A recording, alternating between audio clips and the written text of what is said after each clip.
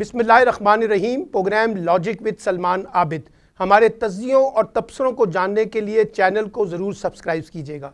आज हम दोबारा गुफ्तगू करेंगे कराची के बहरान पे, और ये कराची का बहरान एक संगीन मसला बन गया है। और मैं बार बार कहता हूँ कि कराची का बहरान महज कराची का बहरान नहीं है और महज सिंध का बहरान नहीं है, बल्कि मैं इसको एक कौमी बहरान के तनाजुर में लेता हूँ। उसकी एक बड़ी वजह यह है कि जो कराची है वो पाकिस्तान की मईशत की रीढ़ की हड्डी की हैसियत रखता है, और हमारी बड़ी डिपेंडेंसी कराची के ऊपर होती है, उस रोशनी के शहर को जिसको हम माशी सरगर्मियों का हब कहते हैं। लेकिन आज कराची इस वक्त अमली तौर पे हमें मफलूज नज़र आता है।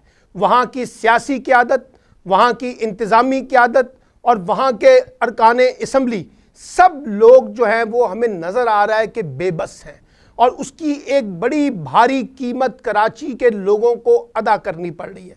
कल हमने देखा कि कराची का जो पोश एरिया है, डिफेंस, वहाँ से पढ़े लिखे लोगों ने जिस अंदाज का एहतजाज किया कंटोनमेंट बोर्ड के ख़िलाफ़, और उनके दफ्तर पर जाकर ताबड़तोड़ हमला किया और कहा कि जिस अजाब में इस वक्त डिफेंस के इलाके हैं उसका कोई पुरसाने हाल नहीं है, कोई हमारा मदावा नहीं किया जा रहा, कोई हमारी परेशानी ख़त्म नहीं की जा रही, कोई सिचुएशन को दुरुस्त करने के लिए हंगामी बुनियादों पर इक़दाम नहीं हो रहे।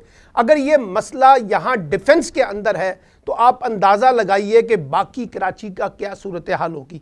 और कराची के अंदर जो सिविलियन इलाके हैं वो और जो कंटोनमेंट बोर्ड इलाके हैं वो दोनों इस वक्त जो है पुरजोर एहतजाज करते हुए नज़र आ रहे हैं। कराची के अंदर लोकल गवर्नमेंट जो है वो अपनी मुद्दत ख़त्म कर चुकी है। अब वहाँ एक एडमिनिस्ट्रेटर की तकर्री होनी है जो कि बुनियादी तौर पे सिंध हुकूमत का हक़ है, लेकिन वफाक और सिंध के दरमियान उसके ऊपर भी टकराव है। लोकल गवर्नमेंट कब इलेक्शन होंगे नए, उसके बारे में कुछ नहीं पता, और अगर हो भी जाएं तो जिस अंदाज से पिछले 4 साल से आपने लोकल गवर्नमेंट का सिस्टम चलाया, एक मफलूज सिस्टम, उससे भी कराची के मसले हल होने वाले नहीं हैं। कल हमने देखा कि प्राइम मिनिस्टर की सदारत में एक अहम इजलास इस्लामाबाद में होता है जिसको ख़ास तौर पे कराची ट्रांसफॉर्मेशन प्लान का नाम दिया गया है, और वफाकी हुकूमत ने फैसला किया है कि हम कराची को सियासी तौर पर तनहा नहीं छोड़ेंगे, और ख़ास तौर पर इसलिए भी कि कराची का जो बड़ा मैंडेट है इस वक्त पीटीआई के पास है, उसके बाद एमकेएम के पास है। और ये कराची ट्रांसफॉर्मेशन प्लान का मतलब ये है कि कराची का एक मास्टर प्लान बनेगा, और कराची का जब मास्टर प्लान बनेगा तो इसमें फेडरल गवर्नमेंट भी फरीक बनना चाहती है, प्रोविंशियल गवर्नमेंट पहले से फरीक है, और डिस्ट्रिक्ट गवर्नमेंट फिर उसके अंदर आएगी जो एडमिनिस्ट्रेटर लगेंगे। अब ये मास्टर प्लान कैसे बनेगा? क्या वफाक की ख्वाहिश पे बनेगा? क्या सिंध की हुकूमत की ख्वाहिश पे बनेगा? क्या लोकल गवर्नमेंट की ख्वाहिश पे बनेगा? और क्या इसका चौथा फरीक जो हम आम तौर पे भूल जाते हैं वो कराची के कंटोनमेंट के जो इलाके हैं उसकी ख्वाहिश पे बनेगा? अब होना तो ये चाहिए था असूली तौर पर इनके दरमियान एक कोऑर्डिनेशन होता, और जिसका इशारा प्राइम मिनिस्टर ने किया भी है कि अब इस ट्रांसफॉर्मेशन प्लान के ऊपर तमाम स्टेक होल्डर को ऑन बोर्ड लिया जाए।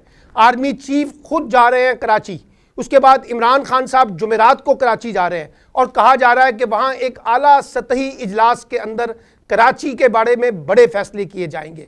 और कहा जा रहा है कि इमरान खान साहब ने भी कहा कि जो कराची जैसे मेगा सिटीज़ हैं इनके लिए हमें एक मुतबादल प्लान लाना पड़ेगा। अब उस मुतबादल प्लान का नाम सुनते ही सिंध हुकूमत में तशवीश भी है।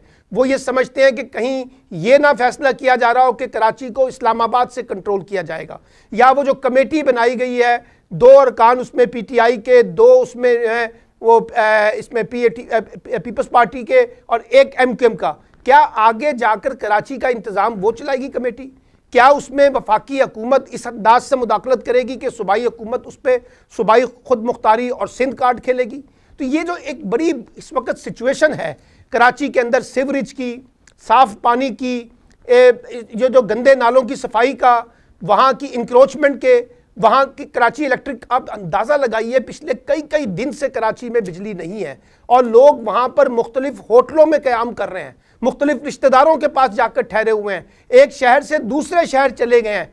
कराची को जिस बेयारो मददगार अंदाज में छोड़ा गया है, वहाँ का ताजिर तबका, वहाँ के दुकानदार, वहाँ का कारोबारी तबका, वहाँ के शहरी, वहाँ की सियासी क़यादतें सब मातम करती हुई नज़र आ रही हैं। और बड़ी दिलचस्प बात देखिए, कल हमारे दोस्त सालिक मजीद साहब जो कराची के बड़े मारूफ सहाफ़ी हैं, वो बता रहे थे कि असेसमेंट की ये हालत है कि सिंध हुकूमत को यही नहीं पता, कंटोनमेंट इलाकों को यही नहीं पता कि उनके पास मशीनरी कितनी है, उनकी कितनी ज़रूरत बनती है और किस तरीके से हमें इस मामले को लेकर चलना है। और फिर सियासत एक दूसरे पे हो रही है, लान तान, इल्ज़ाम तराशियाँ, वफाकी हुकूमत ज़िम्मेदार है, वो कहता है सिंध हुकूमत ज़िम्मेदार है, वो शहरी हुकूमत। अब कराची के जो मेयर थे वसीम अख्तर साहब ने रोते हुए प्रेस कॉन्फ्रेंस कर दी, लेकिन 4 साल तक वो भी उस ओहदे पे चिमटे रहे। अगर उनको इख्तियारात नहीं मिल रहे थे तो वो उस ओहदे के साथ क्यों चिमटे हुए थे, ये भी एक सवाल है। इसलिए मैं ये समझता हूँ कि अगर हमने कराची को दुरुस्त करना है तो इसकी एक शक्ल तो आइन की शिक 140A है, जो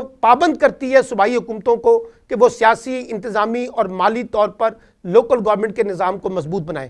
और ये मैं आपको बताऊं, कराची का लोकल गवर्नमेंट सिस्टम बदीन की तरह नहीं होगा, नवाब शाह की तरह नहीं होगा, सखर की तरह नहीं होगा।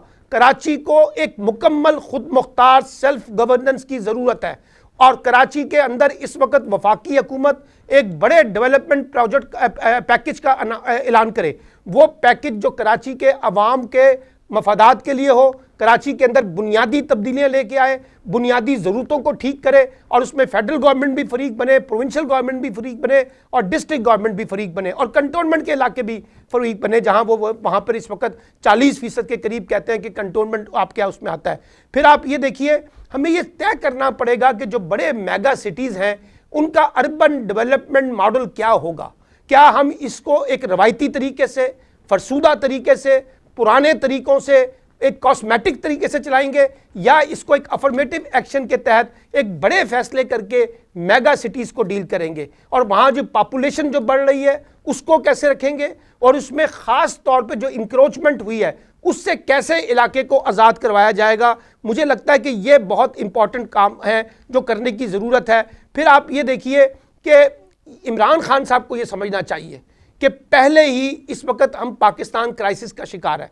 वो कोई भी बड़ा फैसला करे, सिंध हुकूमत को ऑन बोर्ड लें और ये तासुर ना मिले कि हम सिंध हुकूमत को निकाल कर कोई बड़ा फैसला करना चाहते हैं।